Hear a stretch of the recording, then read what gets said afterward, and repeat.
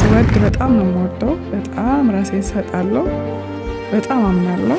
መታመን ስብራት እስከ የወጣቶች ፍቅር የመጽናት ፈተና በሀገራችን ኢትዮጵያ ከፍተኛ ቦታ ከሚሰጣቸው ማኅበራዊ ጉዳዮች መካከል የታዋቂ ሰዎችና የወጣቶች የፍቅር ግንኙነት ፈተናና ስኬት ነው። በተለይም በፍቅር ሕይወት ውስጥ በከባድ የፈተና ወጀብ ውስጥ የሚያልፉት ሴቶቻችን እንደመሆናቸው መጠን የስብራት መጠኑ መልክ ብዙ ነው።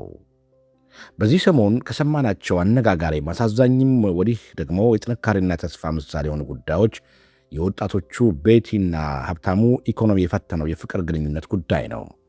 እንዲሁም የብዙዎች የበጎነት ምሳሌዋ የተወዳጇ ተዋናይት ሜላት ነቢዩ በፍቅር የመሰበርና የማመንና የመታመን ፈተና የብዙዎች ሕይወት ገጽ ደግሞም ትምህርት የሚሰጡ አጋጣሚዎች ናቸው። እኛም የብዙ ወጣቶች ፈተና የሆነውን የቤቲና ሀብታሙን የፍቅር ፈተና እንዲሁም የተወዳጇን ተዋናይት ሜላት ነቢዩ የመታመን ስብራትና በፈተና ወጀብ ውስጥ ጸንቶ የመቆም ተምሳሌት ልነግራችሁ ወድናል። ይህ መሴቱ ዳይ ነው። የዚህ ዘመን የወጣቶች ፈተና ምሳሌ ስለሆነው የቤቲና የሀብታሙ እንዲሁም በፍቅር የመሰበርና በጽናት የመቆም ምሳሌ እየቃኘን ለደቂቃዎች አብረን እንዝለቅ።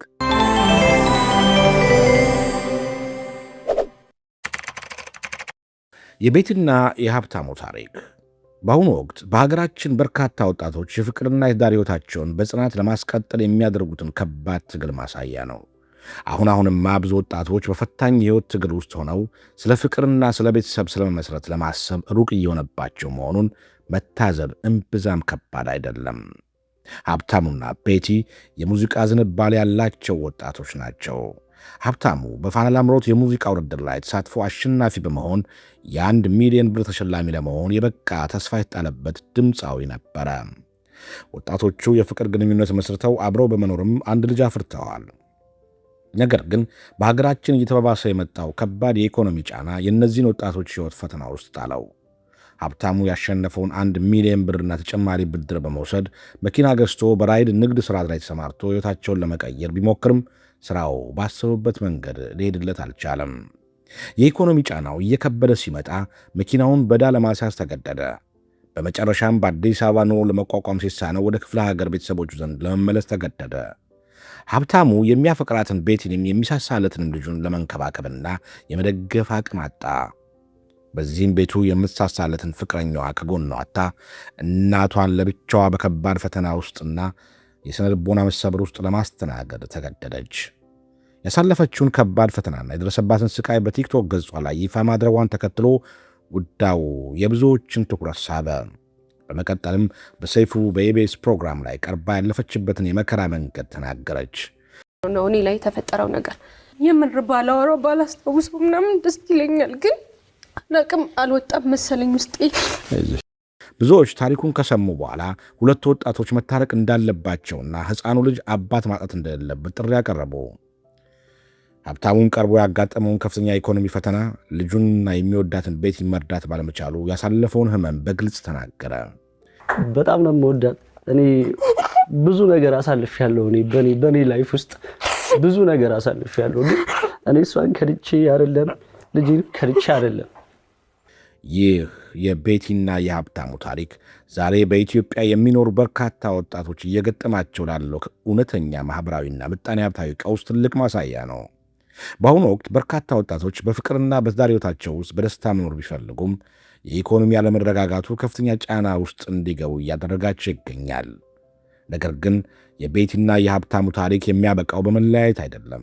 እነዚህ ወጣቶች በሕይወት አጋጣሚ የመጣውን የኢኮኖሚ ጫና ወለድ ፈተና አልፈው ታርቀው ልጃቸውን ለማሳደግ ተስማምተዋል።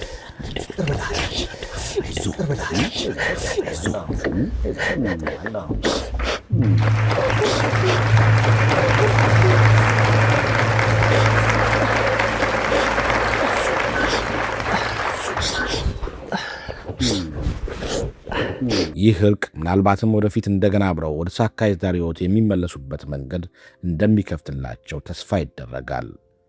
የቤቲና የሀብታሙ እርቅ ያለው እውነታ ለኢትዮጵያ ወጣቶች ትልቅ ምሳሌና ትምህርት የሚሰጥ ነው። ሕይወትና የፍቅር መንገድ እጅግ ከባድ ፈተናዎችን ሊያሳልፍ ይችላል። ነገር ግን መሰበር የመጨረሻውን ምዕራፍ አለመሆኑን በመረዳት በይቅርታ ችግሮችን አልፎ በጋራ መቆም እንደሚቻል የእነዚህ ወጣቶች ሕይወት ትልቅ ማሳያ ነው።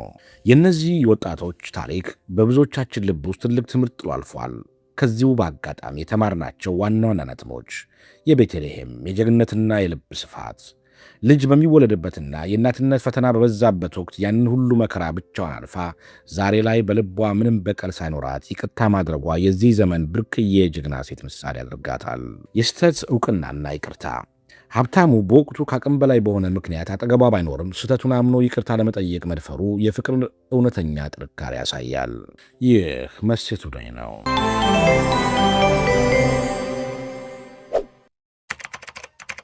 ወዲህ ደግሞ በተደጋጋሚ ከመሰበር በኋላ ጸንቶ በመቆም ለብዙዎች ምሳሌ የሆነው የተወዳጇ ተዋናይት ሜላት ነብዩ ጥንካሬ ሌላ የሕይወት ገጽ ትምህርት ነው።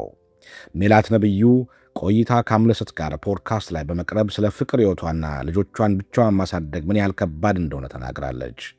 በሀገራችን የመዝናኛው ዓለም ውስጥ በፍቅር ሕይወታቸው ከፍተኛ መነጋገሪያ ከሆኑ ታዋቂ ሰዎች መካከል የተዋናይት ሜላት ነብዩ ታሪክ ይጠቀሳል። በተለይም ከአርቲስት ሄኖክ ድንቁ ጋር የነበራት የፍቅር ቆይታ ማኅበራዊ ሚዲያን ያናወጡ በርካታ ውዝግቦችና ደስ የማይሉ ትዕይንቶች አስተናግዶ በከፍተኛ ለመግባባት መቋጨቱ አይዘነጋም። አርቲስቷ በአሁኑ ወቅት ምንም አይነት የፍቅር ሕይወት እንደሌላትና ሙሉ ጊዜዋን በሥራዋና በልጆቿ ላይ ብቻ እንደምታውል ገልጻለች። የፍቅር ሕይወት አሁን ላይ አያሳስበኝም፣ በቀላሉ የሚገኝ ነገር ነው። ከዚህ ቀደም ካለፈው ሕይወት የተመረ ያለው በመሆኑም በራሴ መምረጡን ትቼ ነገሩን ሙሉ በሙሉ ለእግዚአብሔር ሰጥቼዋለሁ ስትል ተናግራለች። በፍቅር ተስፋ የመቁረጥ ስሜት ውስጥ እንዳልገባች የምትናገረው ሜላት እግዚአብሔር ለእሷ ያለውን ነገር ምንጊዜም ልክ በመሆኑ በእርሱ ጊዜ የሚሰጣትን መልካም ነገር በትዕግሥት እየጠበቀች እንደሆነና ይህም ለሌሎች ትልቅ ትምህርት እንደሚሰጥ ገልጻለች።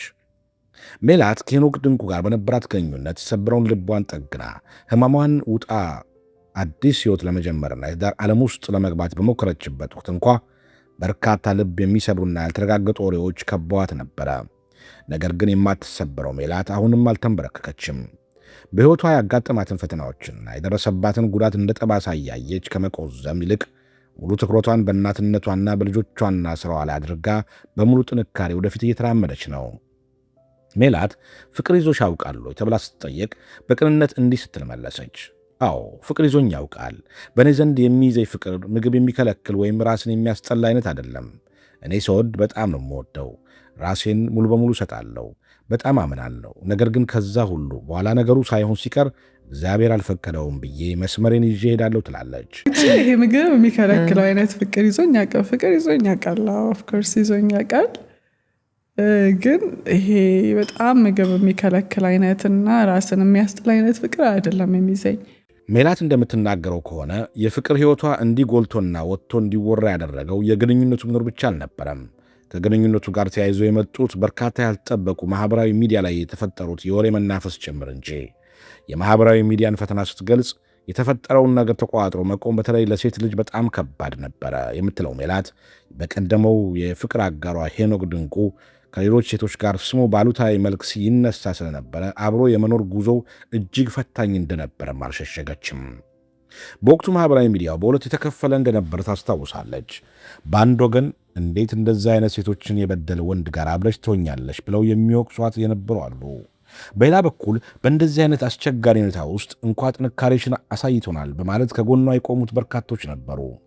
በመጨረሻው ግን እውነታው ሲገለጥ አብዛኛው ሕዝብ የእሷን ጉዳትና ቅንነት በመረዳት ወደ እሷ ድጋፍ ማድላቱን ሜላት በደስታ ታስታውሳለች። ሰውን በማመኔ ዋጋ ከፈልኩ። ለዚህ ሁሉ ያልተገባ የሕይወት ዋጋና ለደረሰባት የሥነ ልቦና ስቃይ ዋነኛ ምክንያቱ ምን እንደሆነ ስትናገር ሰውን የመታመን ተፈጥሮዬ ነው ትላለች። በተፈጥሮዬ ሰዎችን በጣም አምናለሁ። ሰዎችን በማመኔም አልፎ አልፎ ትልልቅ ፈተናዎች ገጥመውኛል፣ ጉዳቶችም ደርሰውብኛል።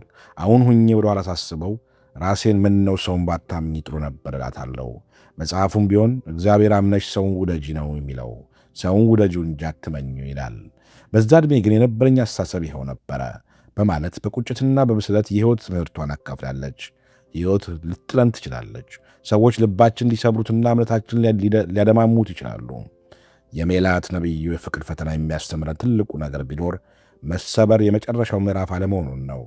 ዛሬ ላይ ሜላት ከተሰበረው ትላንቷ ተነስታ በጠንካራነትነቷና በስኬታማ ሥራዋ የብዙዎችን አክብሮት እያተረፈች ትገኛለች። ጤና ይስጥልን። ይህ መጽሔቱ ላይ ነው። የዛሬውን በዚሁ አበቃን። መልካም ቆይታ ይሁንላችሁ።